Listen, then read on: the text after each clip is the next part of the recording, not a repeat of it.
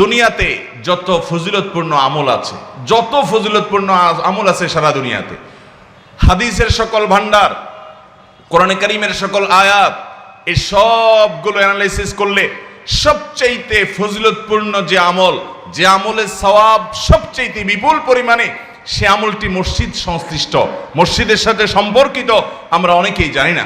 নবী করিম সাল্লাল্লাহু আলাইহি সাল্লাম বলেছেন, মান বাক্কারা ইয়াউমাল জুমআতি ওয়াবতাকার, যদি কেউ জুমার দিন আগে ঘুম থেকে উঠে, ভোরে উঠে আগে আগে মসজিদে যায়, ওয়াগাসসালা ওয়াগতাসাল, সে উত্তম রূপে গোসল করে, ওয়ামাশা ইলাল মসজিদে, এবং মসজিদে পায়ে হেঁটে যায়, ওয়ালাম ইয়ারকাব, কোনো বাহনে চড়ে না, ওয়াদানা মিনাল ইমামে ওয়ালাম ইয়ালগু, এবং ইমামের সবচেয়ে কাছাকাছি গিয়ে বসে আগে আগে যায়, আর কোনো অনর্থক কথা বলে না, মনোযোগ দিয়ে খুতবা শ্রবণ করে, খুতবার সময় কথা বলে না, কোনো কাজ করে না, মনোযোগ দিয়ে খুতবা শ্রবণ করে।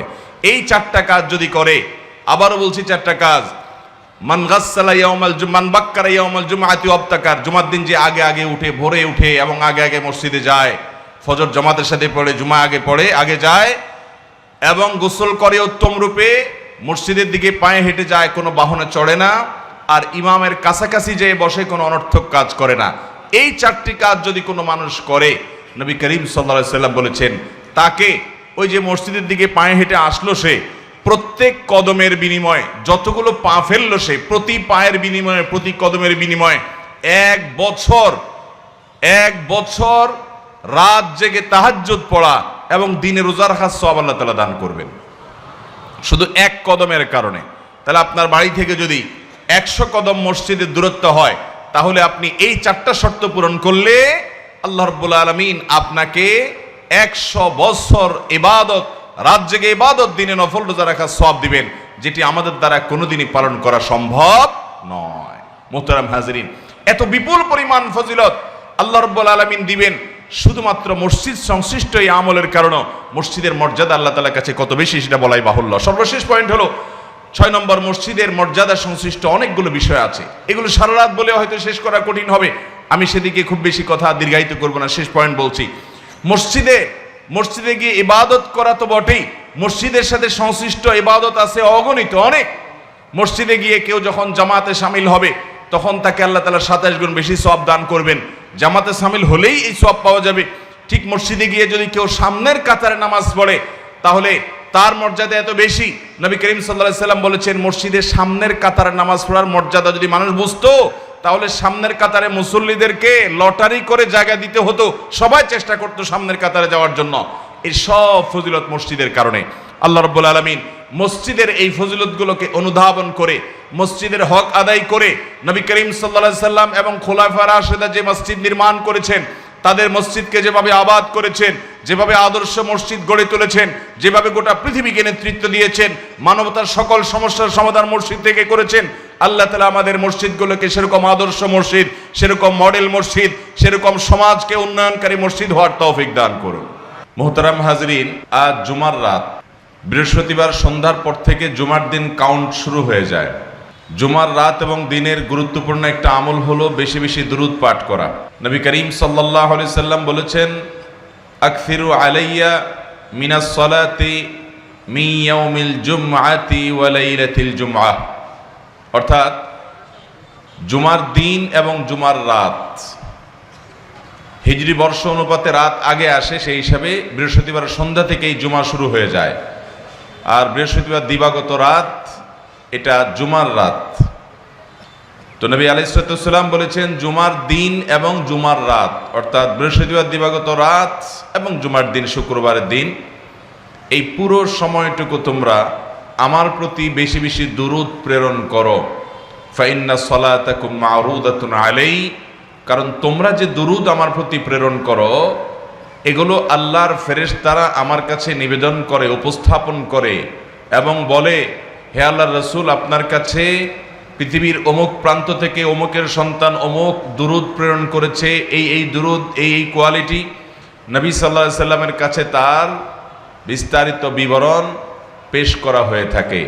তার উম্মত হিসাবে আমাদের পাঠ করা দুরূদ এর খবর নবীজি সাল্লাল্লাহু আলাইহি সাল্লামের কাছে ফেরেশতারা শোনাক, সেটা আমরা চাই না?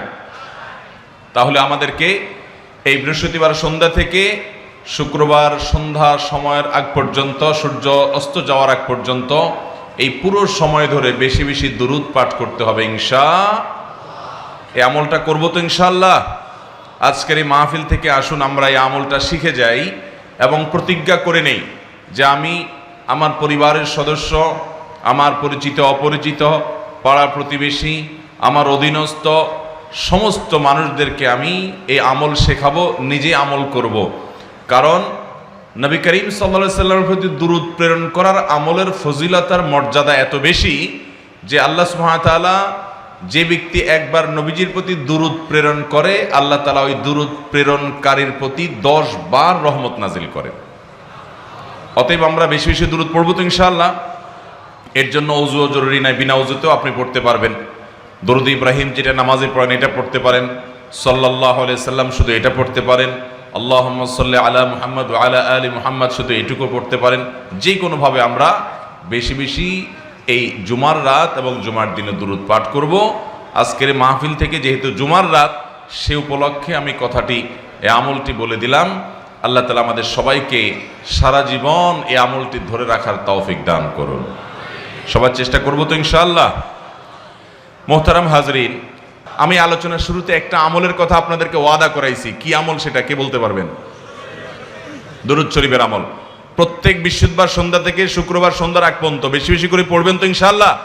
আমি যেখানে বৃহস্পতিবারে যাই সেখানে এই কথা বলি, কারণ আপনারা সবাই আমল করা শুরু করলে আল্লাহ আমাকেও সওয়াব দিবে ইনশাআল্লাহ। সবাই আমল করবেন তো ইনশাআল্লাহ। আপনি এরকম আরেকজনকে শিখাবেন, আল্লাহ আপনাকে সওয়াব দিবে। আল্লাহ আমাদের সবাইকে আমলের তৌফিক দান করুন। আমাদের দেশে রাষ্ট্রপতি নির্বাচন হয় কিভাবে? জাতীয় সংসদে সংসদ সদস্যরা রাষ্ট্রপতি নির্বাচন করে, ঠিক না বেঠিক? নির্বাচন করার আগ পর্যন্ত ক্ষমতা সংসদের হাতে। কাকে রাষ্ট্রপতি বানাবে সংসদ সদস্যরা সেটা ডিসাইড করে। যাকে রাষ্ট্রপতি হিসাবে নির্বাচন করার জন্য বেশিরভাগ মানুষ ভোট দিবে তিনি রাষ্ট্রপতি হবেন। অর্থাৎ নির্বাচনের আগ পর্যন্ত ক্ষমতা সংসদের হাতে। কিন্তু যখন তিনি রাষ্ট্রপতি হিসাবে নির্বাচিত হয়ে যান, তখন সবাই তাকে মহামান্য বলা লাগে, ঠিক না বেঠিক? সবাই তাকে সর্বোচ্চ জায়গায় রাখা লাগে, ঠিক না বেঠিক? এরপর তিনি যদি আবার এমন কোনো কাজ করে বসেন যে না, তার আর রাষ্ট্রপতি থাকার সুযোগ নাই, তখন ইমপিচমেন্ট হয় এবং তার মাধ্যমে তাকে পদচ্যুত করা হয়। ঠিক ইমাম খতিব নিয়োগের প্রক্রিয়াটাকে অনেকটা এটার সাথে মানে বোঝার সুবিধার্থে বলছি যে এই প্রক্রিয়াটা অনেকটা, ধরনটা অনেকটা এরকম যে মুসল্লিরা, মসজিদ কমিটির সদস্যরা তারা কাকে ইমাম খতিব বানাবেন তারা ডিসাইড করবেন, তার কোন কোন যোগ্যতা দেখে তাকে ইমাম খতিব বানাবেন তারা সিদ্ধান্ত নেবেন। কিন্তু সিদ্ধান্ত নিয়ে বানায় ফেলছেন, এরপরে উনি হয়ে গেছেন ইমাম, উনি হয়ে গেছেন খতিব, আর মুসল্লি কমিটির সদস্য সবাই হয়ে গেছে মুক্তাদি। অতএব সবাই তার আনুগত্য করবে, তার নেতৃত্বকে মেনে নিবে, তাকে শ্রদ্ধা করবে, তাকে সম্মান করবে, তাকে নির্দেশ এবং ফরমায়েশ দিয়ে চালাতে যাবে না।